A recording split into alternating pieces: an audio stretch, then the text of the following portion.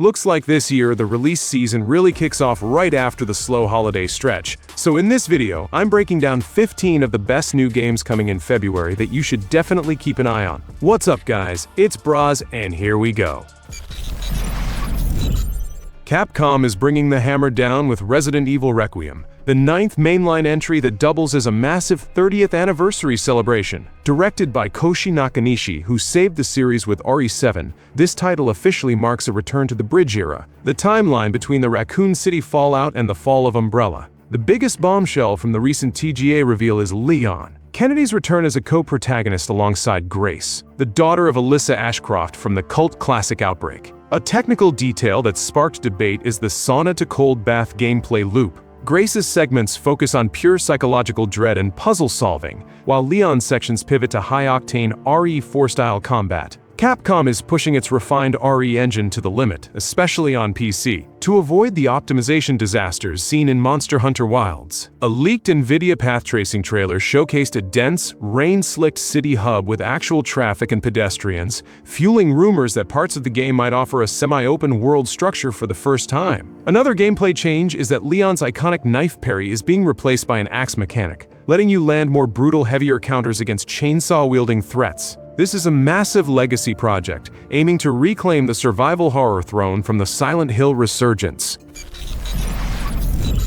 Team Ninja's A-Team is officially back with Nioh 3, and they aren't pulling any punches. After a leaked listing on Amazon Japan spoiled the February 6 date, Koei Tecmo confirmed that the third installment is a direct sequel, moving the timeline forward rather than acting as another prequel. The standout technical leap here is the transition to a seamless open-field exploration system. Unlike the mission-based structure of previous titles, Nioh 3 allows you to freely navigate legendary Japanese regions like Edo Castle and the newly revealed Heian-era Kyoto without loading screens. The protagonist must navigate a conspiracy involving his own brother while facing historical figures like Minamoto no Yoshitsune. Fans of the previous games will appreciate the inclusion of legacy armor sets inspired by William and Hitty, unlocked through an early purchase bonus. In terms of mechanics, the combat is described as a hybrid of ninja and samurai styles, offering 14 distinct weapon classes right at launch. A major point of interest for the hardcore community is the Crucible Challenge mode,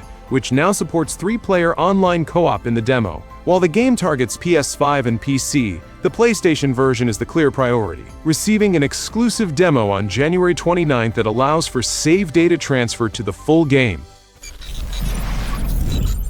The world's most cynical goblin returns in Styx Blades of Greed, and the development story behind its delay is surprisingly wholesome. Originally set for late 2025, Cyanide Studio and Nacon pushed the release to February 19, 2026, specifically to add polish and dodge the holiday rush. In a cheeky in-character message on Steam, Styx himself joked that the devs needed more time to make his boots look appropriately grimy. This time, the narrative centers on quartz, the world's most dangerous resource, in a setting where elves, humans, and orcs are on the brink of total war. Mechanically, the game is shifting toward a Metroidvania-style progression within massive vertical environments. Styx has access to upgraded quartz powers, allowing for even more creative assassinations and environmental manipulation. One major highlight is the airship heist sequence shown in the extended gameplay trailer, where you must navigate complex stealth layouts in a 3D space. While some fans were worried about the series becoming too lighthearted due to the increased dialogue, the devs insist the core experience remains a punishing, technical stealth action title.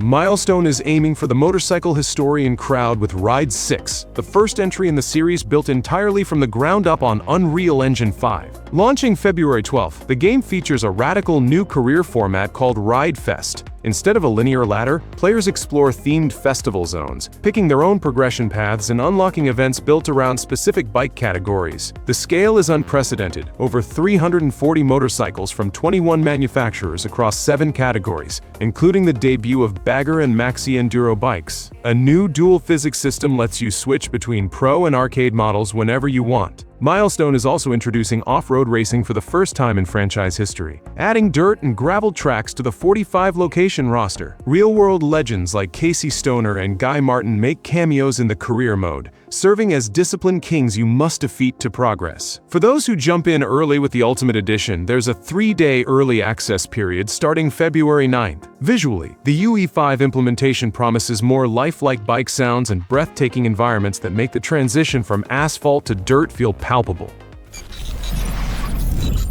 NORSE Oath of Blood is a strategic response to the demand for more mature tactical Viking narratives. Developed by Arctic Hazard, this turn-based tactics title focuses heavily on a brutal story of betrayal and survival. Set to launch on February 3rd, the game features a narrative-driven campaign where every decision impacts the loyalty of your warband and the ultimate fate of your clan. Unlike many generic Viking titles, NORSE emphasizes technical depth over arcade action, requiring careful management of positioning and unit synergies. The game utilizes Unreal Engine 5 to create atmospheric, fog-drenched Scandinavian landscapes that serve as the backdrop for its grid-based combat. The devs recently released a free demo to allow players to test the combat systems before launch. The core loop revolves around raiding for resources while navigating a web of political intrigue within your own clan. With a confirmed simultaneous release on PS5, Xbox Series, and PC, NORSE aims to capture the same dedicated audience that fell in love with games like Banner Saga or Expeditions Viking,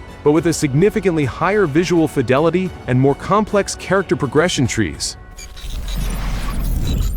Squanch Games is dialing the absurdity up to 11 with High on Life 2, arriving February 13 on all platforms and Day 1 on Game Pass. The most bizarre addition this time is a procedural skateboarding mechanic, turning alien worlds into literal skate parks where you shoot and kickflip through enemies. The development hasn't been without its share of Hollywood drama. The studio revealed at Gamescom 2025 that they desperately wanted Danny DeVito to play a speaking gun role, but his agents rejected the offer, claiming he wouldn't even understand the project. Moving away from the jank of the first game, the sequel uses UE5 for smoother performance and more complex hub zones like Pink Line Harbor. A more controversial narrative feature is the inclusion of Bible adventures, a satirical twist that has already caused a stir in online forums. Returning with a high-profile lineup, the voice cast features Ralph Ineson as a major boss, alongside Ken Marino and Betsy Sodaro. Prioritizing weird, unexpected stuff over traditional FPS tropes, the devs hope to prove that a comedy game sequel can land just as well as the original breakout hit.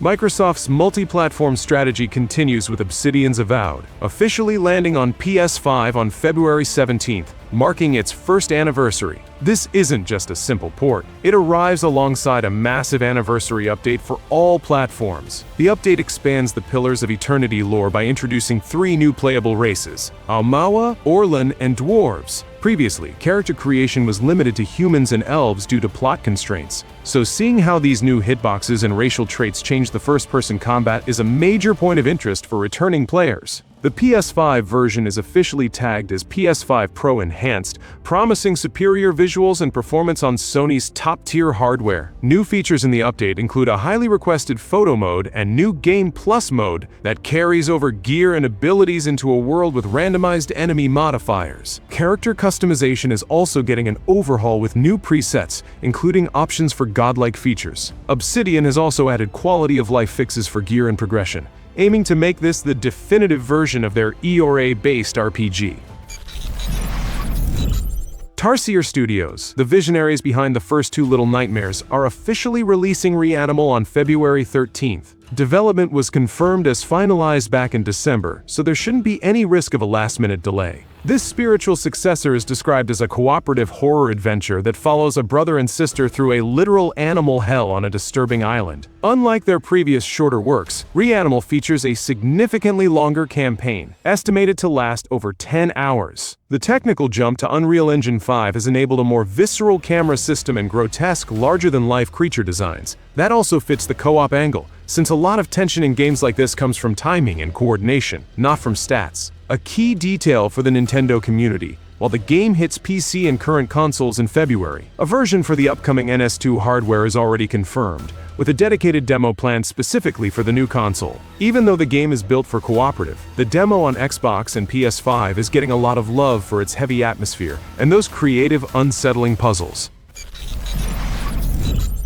The cult classic Carmageddon brand is roaring back into existence with Carmageddon Rogue Shift, marking the first mainline entry in 10 years. Developed by Italian studio 34 Big Things, known for the high-speed Redout series, it represents a massive structural shift for the franchise, adopting a combat racing roguelite loop set in the year 2050. Humanity is barricaded in skyscrapers, and the only path to safety is winning the Carmageddon, a chain of lethal races leading to a spaceport beyond the mountains. Built on UE5, it will feature a visceral damage system. Windshields, hoods, and bumpers will crumple and fly off with accurate calculations of metal physics. You'll pilot 15 upgradable vehicles equipped with 13 weapon classes, ranging from shotguns to railguns. There is already a heated debate in the veteran community regarding the decision to use zombies or the wasted instead of traditional pedestrians, with some critics labeling it a censored cop-out. However, the devs insist the move allows for more grotesque, over-the-top violence that fits the roguelite system. Locked for a February 6 launch, it includes a confirmed version for the Nintendo Switch 2, and it will be available on Game Pass at launch. Calypso Media is taking us back to Nevendar with Disciples Domination, arriving February 12th. Set 15 years after Aviana freed the world from the tyranny of the gods, this sequel finds the realm teetering on the edge of ruin. The narrative focuses on Aviana's doubt as she sits on the throne of Ilion, haunted by the very power she used to save her people. A major selling point for strategy fans is the return of the long-lost Mountain Clan's dwarves, though the devs tease that they might not necessarily be your allies this time. Domination features tactical grid-based battles with a faster pace and more dynamic events than its predecessor. Players will recruit and upgrade units from 5 distinct factions, with a new focus on unit synergies and a refined system of strengths and weaknesses. Decisions now carry more weight, impacting faction reputation and how the entire world reacts to your rule in real time. Critics have already pointed out the effective manager influence at Artifact Studio, questioning if the shift towards more accessible combat will alienate the hardcore strategy fanbase. Still, with its rich, dark fantasy atmosphere and complex companion interaction system, it aims to be the definitive modern Disciples experience. Square Enix is tackling its most gargantuan JRPG with Dragon Quest VII Reimagined, launching February 5th. This remake of the 2000 PlayStation 1 classic uses a beautiful, handmade diorama art style that mixes Akira Toriyama's iconic designs with modern UE5 lighting. The original game was famously long, a lot of people spent like 130 hours to finish it, so the reimagined version focuses on tightening up the story and pacing to make it easier for today's players without losing its heart. A unique mechanical addition is the moonlighting system, which allows players to level up 2 vocations simultaneously, unlocking skills from 2 distinct trees. The world exploration centers on finding stone tablets to restore shards of the world, a process that has been refined to feel less like a grind. For Nintendo Switch 2 collectors, the physical editions will be game key cards rather than traditional cartridges, a detail that has sparked some debate among physical media purists. A free demo is currently available on all platforms, with save data carrying over to the full release. The open-world drift sensation JDM Japanese Drift Master finally slides onto PS5 on February 6th. Priced at $35, the console port includes all content released since its initial Steam launch, including the Landmarks activity and a suite of performance optimizations. The game is set in the fictional Guntama Prefecture, featuring over 250 kilometers of visually stunning mountain passes and city streets rendered in Unreal Engine 5. You play as Tuma, a rookie attempting to conquer the local street racing scene in a story told through authentic hand-drawn manga panels. PS5 version introduces full support for adaptive triggers and haptic feedback, which the developers claim makes the transition between grip and drift feel much more nuanced on the DualSense. A major highlight for launch day is the Made in USA DLC, adding 6 iconic American muscle cars to the JDM Heavy roster for $6. A high-energy Eurobeat radio station is also included, with classic tracks like Running in the 90s. With its focus on realistic physics and the choice between arcade and simcade driving models, it aims to be the ultimate celebration of Japanese car culture for PlayStation owners. Launching the same day as Carmageddon Rogue Shift, Suda51 is back with his first new IP in 5 years, Romeo is a Dead Man. Launching February 11th, this blood-soaked action game is the first Grasshopper manufactured title to be published entirely in-house. The story follows Romeo Stargazer, a man resurrected by a time paradox who now serves as an FBI space-time special agent. Wearing a high-tech mask called Dead Gear, Romeo must hunt the multiverse's most wanted fugitives across shattered dimensions. Suda described the project as a jam session at a live concert, focusing on ultra-violent, super-sleek hack-and-slash combat. A core mechanic is the Bloody Summer special attack, fueled by absorbing the blood of fallen enemies. Suda revealed in a press release that they won a game of chicken against a major twice-delayed 2026 title, likely GTA 6, confirming they never actually intended to launch in May. While the game targets 4K performance on current-gen consoles, a Switch 2 port is also being considered if the engine can be optimized properly for Nintendo's new hardware. Signature grasshopper weirdness, pilotable mechs, and a story that ties the multiverse collapse to the disappearance of Romeo's girlfriend Juliet are all part of the package.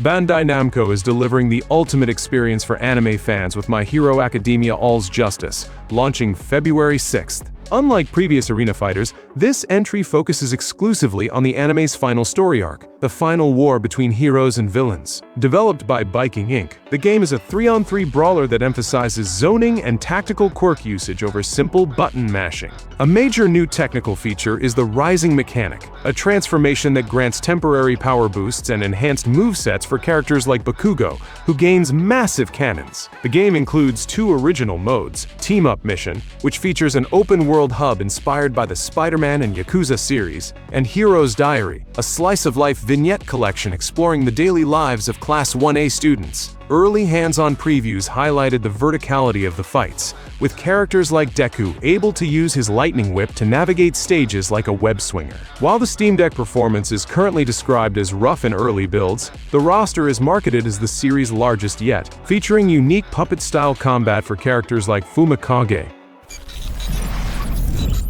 After a grueling 18-year wait, Japanese developer Genki is finally bringing Tokyo Xtreme Racer back to consoles, with the PS5 version launching on February 25th. Having hit full release on Steam late last year, the console port is optimized for the PS5 Pro, featuring enhanced lighting and higher resolutions for its midnight highway runs. The game is a love letter to the early 2000s street racing scene, tasking players with challenging rival teams along the intricate highway networks of Tokyo. New technical perks for the console release include the Tuner Summon system, allowing players to call legendary mechanics to any parking area to handle high-end modifications. The Aura system also makes a return, where defeating specific rivals increases your car's reputation and visual flair. Genki has been praised for its generosity, offering the one update for free to early access buyers on PC. On PS5, the game will retail for $50 and features a detailed roster that includes iconic licensed cars like the Lexus LFA.